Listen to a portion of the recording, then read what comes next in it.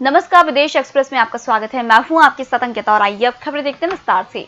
चीन और पाकिस्तान मिलकर घातक जैविक हथियार तैयार कर रहे हैं। चीन पाकिस्तान इकोनॉमिक कॉरिडोर की आड़ में इसे अंजाम दिया जा रहा है। यह काम पिछले 5 सालों से चल रहा है। कोरोना वायरस के बाद चर्चा में आए वुहान इंस्टीट्यूट ऑफ वायरोलॉजी को काम की जिम्मेदारी सौंपी गई है।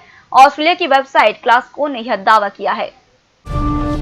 अमेरिका में एक बार फिर एक अश्वेत की मौत के बाद हिंसा भड़क गई है। दरअसल विस्कॉन्सिन की केनोशा काउंटी में अश्वेत जैकब ब्लैक की पुलिस की गोली से मौत के बाद लोगों में नाराजगी है। उसके बच्चों के सामने ही पुलिस ने उसे 7 गोलियां मारी थी। इसी के विरोध में लोग सड़कों पर उतर आए हैं। विस्कॉन्सिन के गवर्नर टोनी एवर्स ने मंगलवार को इमरजेंसी की घोषणा कर दी है। साथ ही कहा कि शहर में और नेशनल गार्ड तैनात किए जाएंगे। दुनिया में कोरोना वायरस के अब तक 2,38,43,907 मामले सामने आ चुके हैं। इनमें 1,63,85,382 मरीज ठीक हो चुके हैं, जबकि 8,17,883 की मौत हो चुकी है।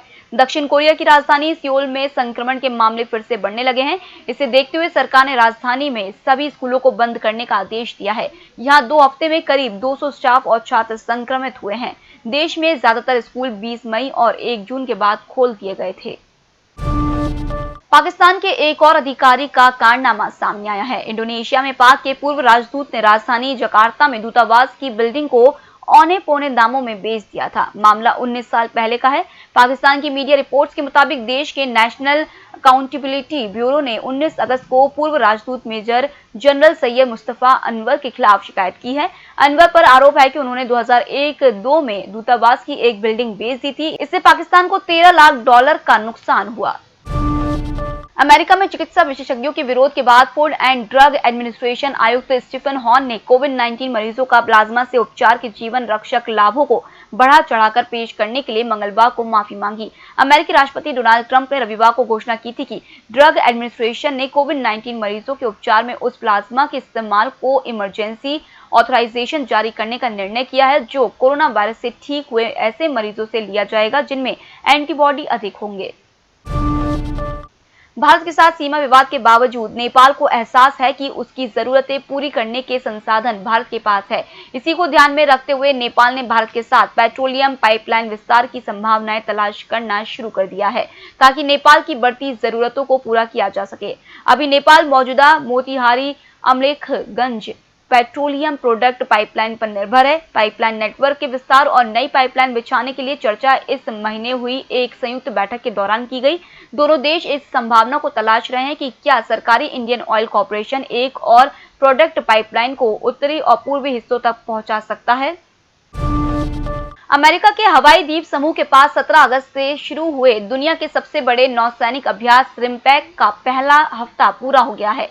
इस दौरान कई देशों की सेनाओं ने अपने घातक हथियारों और विशाल युद्धपोतों का शक्ति प्रदर्शन किया। यह अभ्यास इसलिए ज्यादा खास रहा क्योंकि इसमें शामिल कई देशों के साथ चीन के तनावपूर्ण संबंधों के चलते उसे शामिल नहीं किया गया और एक तरह से उसके खिलाफ एकजुटता का संदेश भी दिया गया। यह अभ्यास 31 अगस्त तक चलेगा।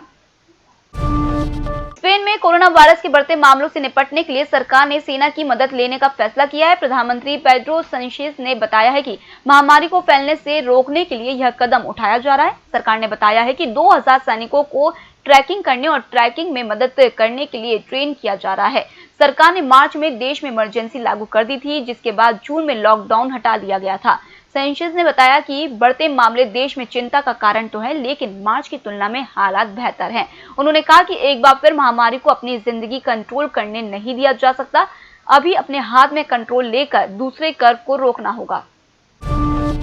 महत्वपूर्ण इंट्रा अफगान वार्ता की शुरुआत में मौजूदा इंतजार के बीच तालिबान प्रतिनिधि मंडल अफगानिस्तान में शांति प्रक्रिया की दिशा में आगे बढ़ने के लिए चर्चा करने के लिए पाकिस्तान पहुंचेगा। दोहा में अफगान तालिबान के राजनीतिक कार्यालय के प्रमुख मुल्ला अब्दुल गनी बरादर उच्च स्तरीय प्रतिनिधि मंडल का नेतृत्व करेंगे। तालिबान नेताओं का यह प्रतिनिधि मंडल इमरान खान के नेतृत्व वाली सरकार के वरिष्ठ नेताओं से मुलाकात करेगा।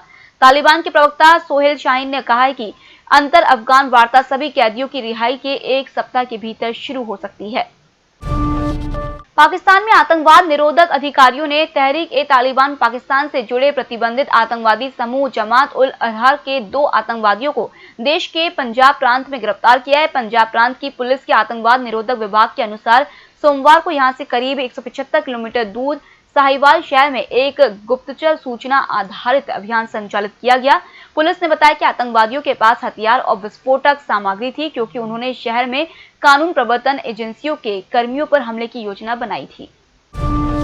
दुनिया भर में कोरोना वायरस फैलाने वाले चीन ने 1 महीने पहले ही अपने लोगों को वैक्सीन दे दी थी। चीन के राष्ट्रीय स्वास्थ्य आयोग ने शनिवार को खुलासा किया था कि वह 22 जुलाई से ही अपने लोगों को वैक्सीन की डोज दे रहा है।